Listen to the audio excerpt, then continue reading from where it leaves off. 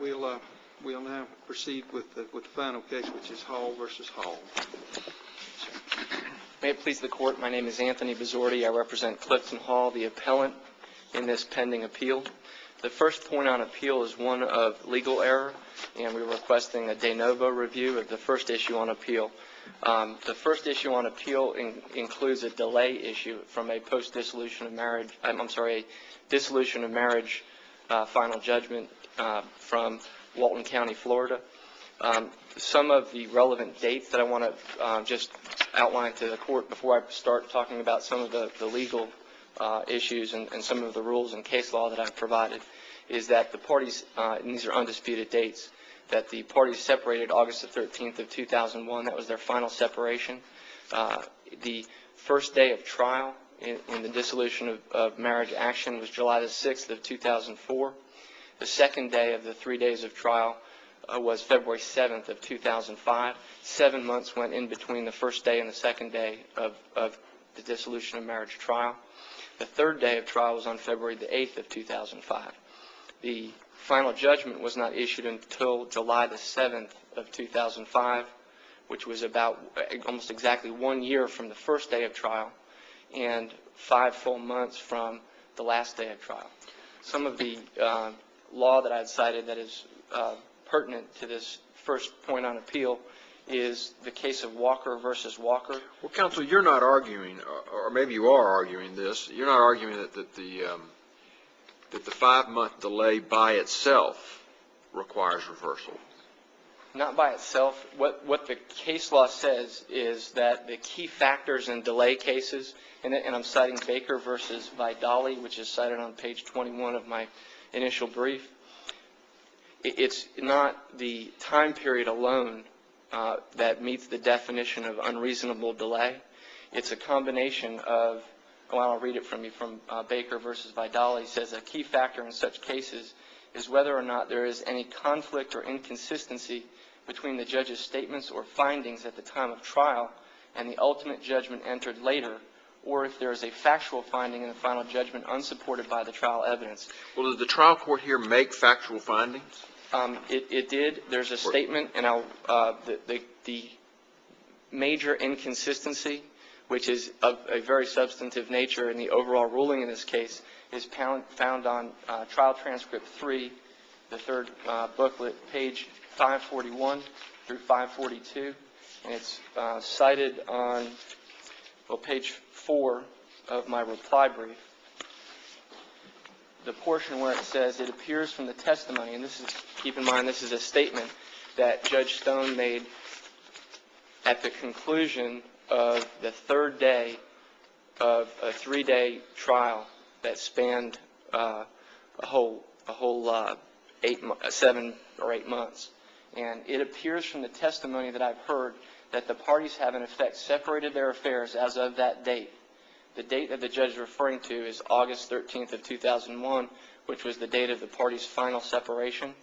And the judge goes on to state that, and that therefore seems to be to the court to be the most equitable date to value everything.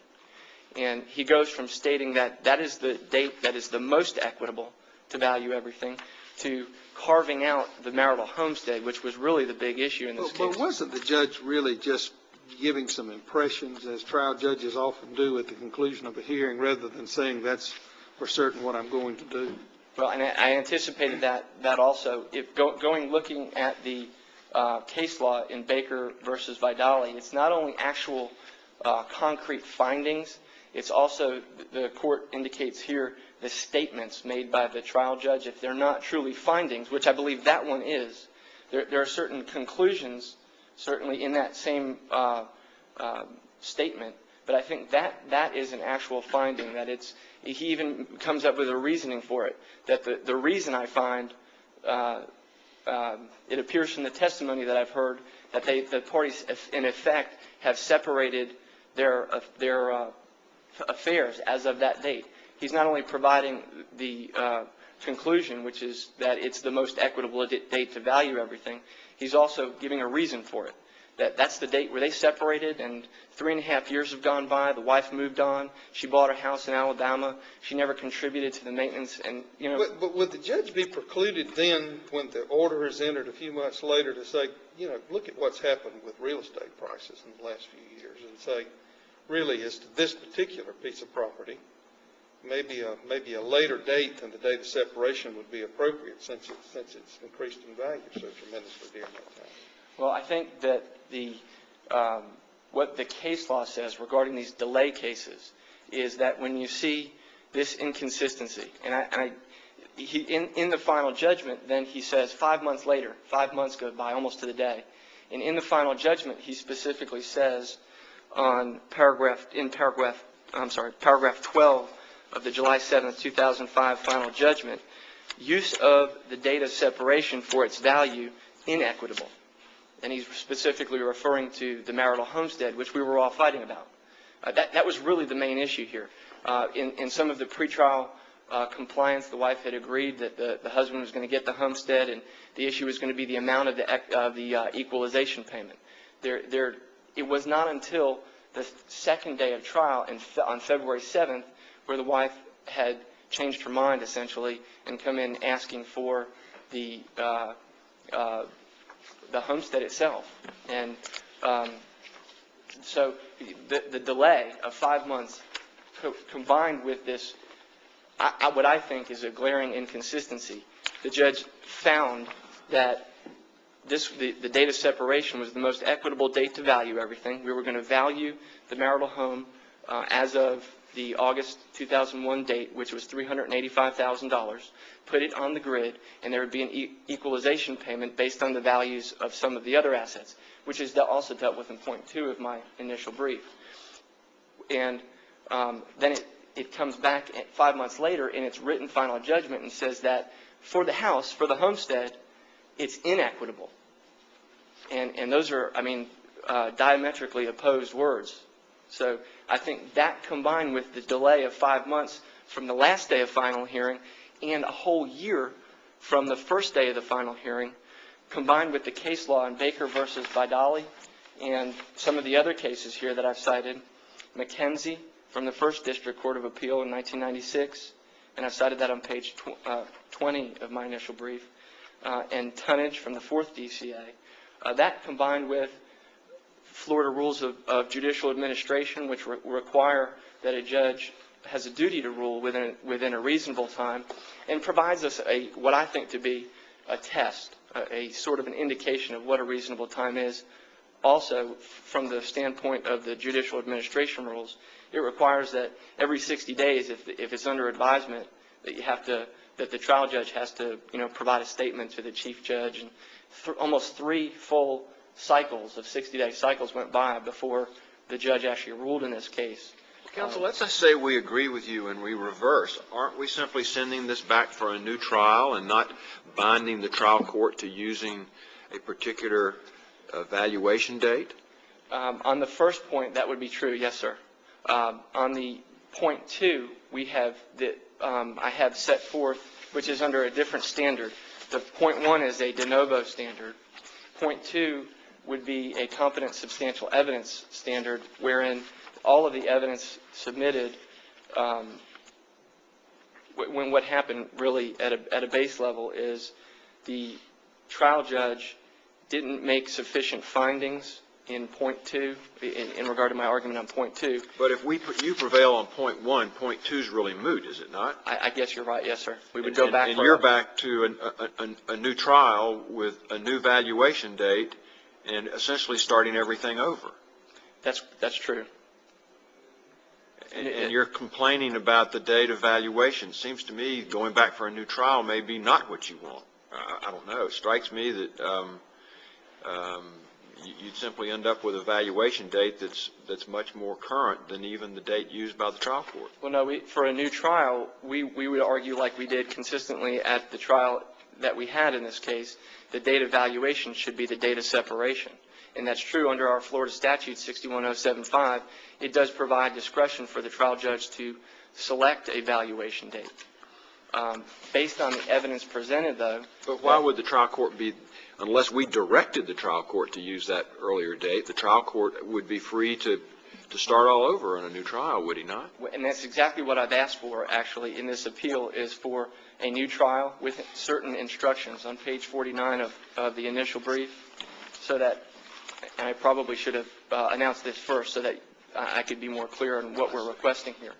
The first instruction would be to instruct the trial court to award the marital homestead to the husband using a valuation date as of the party separation, which was August 13th of 2001. We have a valuation as of that month in 2001, which was court ordered by the judge in the case, asking for an appraisal. Well, the husband went out and got an appraisal, and Randy Bracewell, who's a general certified appraiser, appraised the property for $385,000. Taking out the first and second mortgage, that's what we're asking for. In reversing it, remanding for a new trial, but with certain instructions. Also asking for an equal distribution based on the actual competent substantial evidence in the record, and to request that the trial judge, in making his findings, set forth the methodology of how he came up with these figures. And that's in point 2. There's really no way to determine from the final judgment how he came up with some of the values on some of the other assets, such as B&H Earth Moving, which was the business that the parties owned 50-50. There's no way to determine the number that the judge placed on those items. And on page 26 and 27 of the initial brief, I've highlighted in the grid the valuations that are in dispute.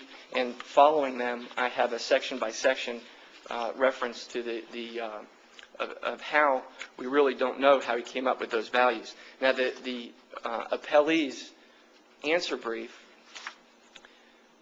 sets forth different speculative ways that the judge came up with those values, but I have cited a case called Addington versus Addington, which is from the First District Court of Appeal, that specifically says that speculation is not enough, that there needs to be specific written findings on how the court arrived at those values.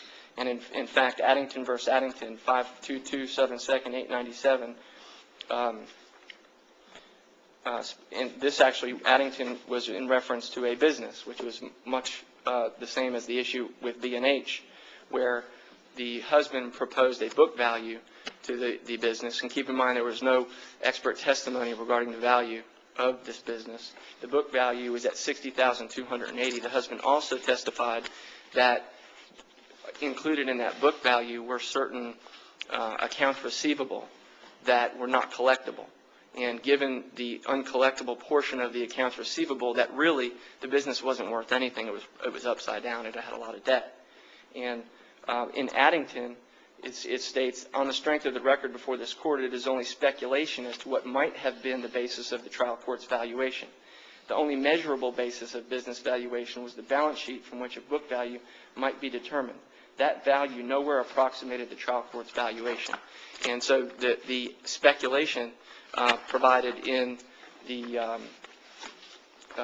answer brief is not sufficient to affirm the trial court's final judgment. In addition to that, even if we lose on all of the other issues, Mr. Besorti, you're free to finish, but you're well into your rebuttal time. I don't know if you want to reserve that or I do want to reserve that 1 minute, but I just do want to say, because I want to that even if on all of the other issues we're unsuccessful, that the trial judge has abused his discretion in not allowing the husband to buy out the wife's interest in the home, which the judge determined the buyout would be $468,000. Thank you. All right, sir.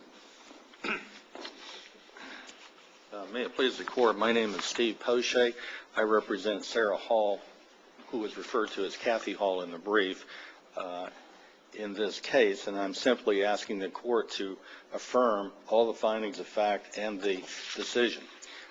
Mr. Besorti recited several dates that were important. There are a couple of other dates that were important also, one of which was this, September the 15th, 04, which was Ivan.